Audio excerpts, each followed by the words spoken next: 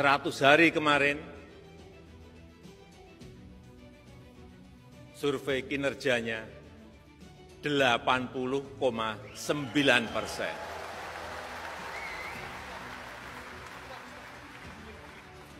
Dukungan dari parlemen juga di atas 80%. Artinya apa? Dukungan rakyat sangat kuat sekali, dukungan politik di parlemen sangat kuat sekali. Sehingga saya boleh menyampaikan Presiden Prabowo ini adalah presiden dengan dukungan terkuat baik dari rakyat maupun dari DPR. Punya sejarah melakukan kekerasan pada rakyat. Olehnya kawan-kawan, kalau tindakan represif makin kuat, maka semakin kuatlah juga kalian menggalang dukungan. Hidup mahasiswa! Hidup mahasiswa! Kepada kalianlah, Ibu Pertiwi menitipkan amanah menjaga Indonesia yang maju, Indonesia punya integritas tinggi, Indonesia yang tidak. Selamat datang di Ermo TV.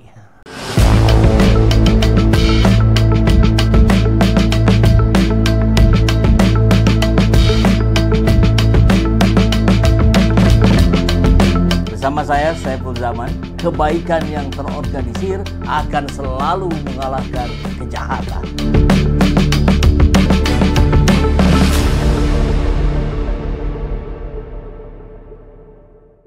Bang Yusuf Blegur, tulisannya tentang Jokowi adu domba Prabowo dan Megawati.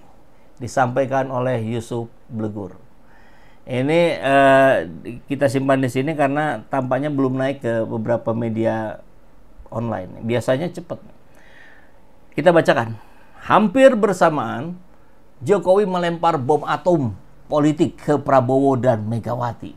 Ledakan pertama yang dahsyat, Prabowo terancam lengser. Ledakan kedua yang juga tak kalah brutal, Sekjen PDIP jadi tahanan KPK. Perayaan ulang tahun Partai Gerindra benar-benar menjadi trigger dari sebuah konspirasi jahat yang langsung menohok Prabowo dan Megawati. Berbalas pidato yang menjadi cywar antara presiden terpilih dan mantan presiden itu mengawali momentum pecah kongsi dan bulan madu keduanya. Dimulai dengan pidato bersayap dan tendensiusnya Jokowi. Tak ada presiden yang paling kuat di dunia selain Pak Prabowo. Berlanjut, Jokowi mengatakan, buktinya sampai hari ini tak ada yang berani mengkritik Pak Prabowo. Spontanitas, Prabowo mengcounternya dengan narasi kemenangan Pilpres 2024 karena didukung Bapak Jokowi. Selanjutnya, keluar pernyataan teriakan Prabowo hidup Jokowi yang kontroversial dan tentu saja berdampak kemana-mana. Kemudian, tidak berselang lama, publik disuguhkan keriuhan penahanan Sekjen Hasto oleh KPK. Kedua kejadian ini layak dinobatkan sebagai peristiwa politik of the year yang beririsan dan berkelindan dengan sosok Jokowi, Prabowo, dan Megawati. Paripurna friksi dan kecenderungan konflik tiga pemimpin paling berpengaruh di Republik ini. Jokowi mulai mendongkel Prabowo sembari memanfaatkan Megawati yang hubungannya sudah lama tak harmonis. Jokowi terendus melakukan killing me softly kepada Prabowo. Jokowi dengan pidatonya tersebut seperti sedang menjadikan Prabowo sebagai umpan yang matang. Provokasi Jokowi itu kemudian dibalas Prabowo yang menjadikan Prabowo masuk perangkap Jokowi. Hasilnya, demonstrasi besar-besaran dan masif dari mahasiswa dan masyarakat sipil menerjang Prabowo. Kecaman publik, pembunuhan karakter, dan Prabowo terancam lengser.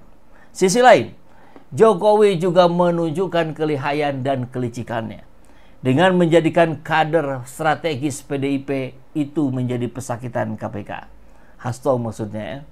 Tujuannya tak lain membangun permusuhan dan kebencian PDIP terhadap kepemimpinan Prabowo sebagai presiden dan kepala pemerintahan yang bertanggung jawab terhadap proses hukum Sekjen PDIP.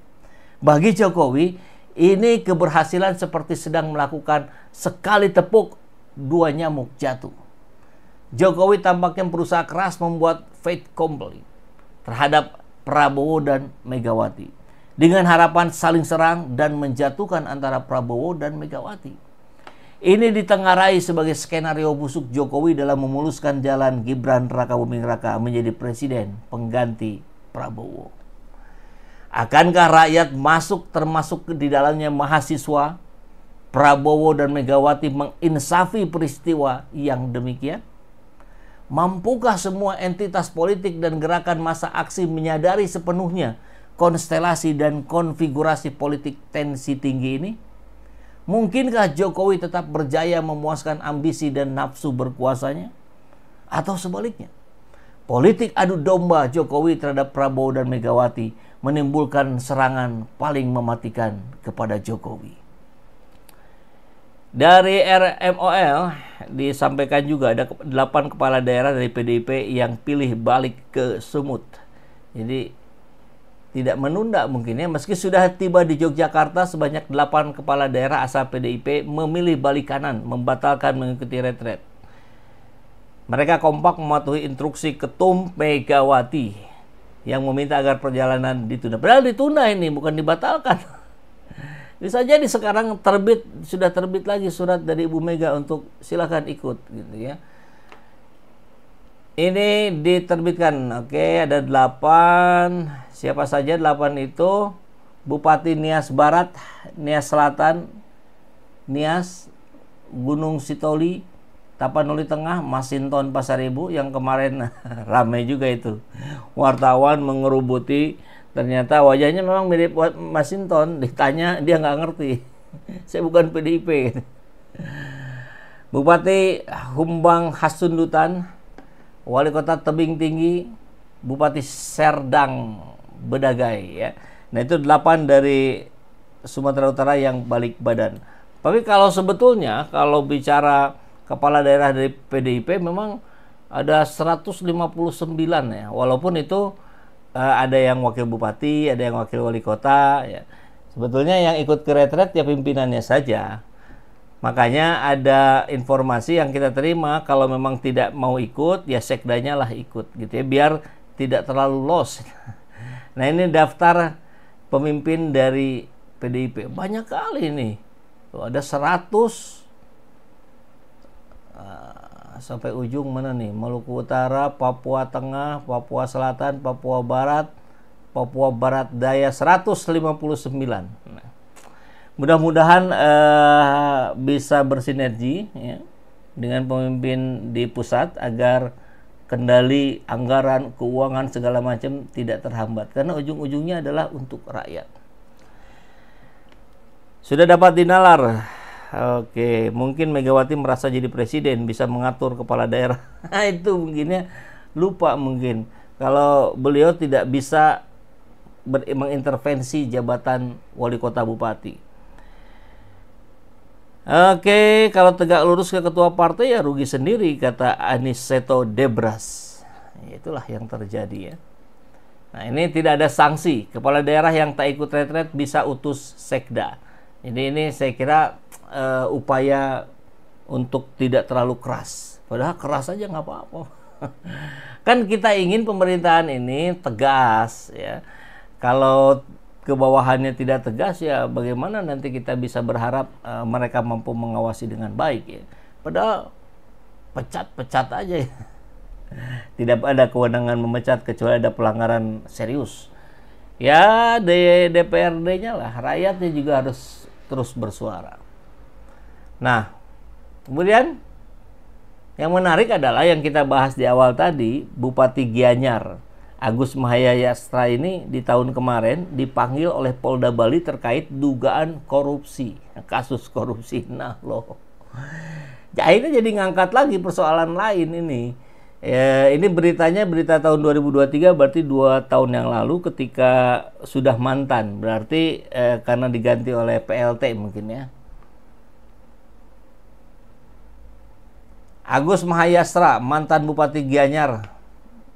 Mohon diingat, ini kabar tahun 2023 ya. Mungkin dijabat oleh PLT. Saat ini menjabat Ketua DPC PDIP Gianyar dipanggil Polda Bali berdasarkan laporan yang diajukan oleh DPC Garda Tipikor Gianyar. Nah, disampaikan bahwa ini baru tahap klarifikasi. Nah, jadi kita belum tahu nih kabar kelanjutannya bagaimana ya. Kalau dia ternyata bisa menjadi calon bupati dan terpilih, mungkin persoalan ini sudah selesai. Tapi ada rekam jejak bahwa Bupati Agus Mahayastra ini, Bupati Gianyar, ini sempat dipanggil Polda terkait kasus dugaan korupsi. Hati-hati nih ya, ngerembet kemana-mana nih. Tapi kabar terbaru beberapa jam yang lalu, kita dengar Pramono Anung sudah tiba di Bandara Yogyakarta. Mau ikut retret Magelang? Sayangnya di kabar ini Pramono Anung tidak menjawab. Jadi hanya menyebutkan bismillah saja kan. Terus ditanya, bismillah apa maksudnya? Ini mau naik mobil ikut sopir. Gitu ya.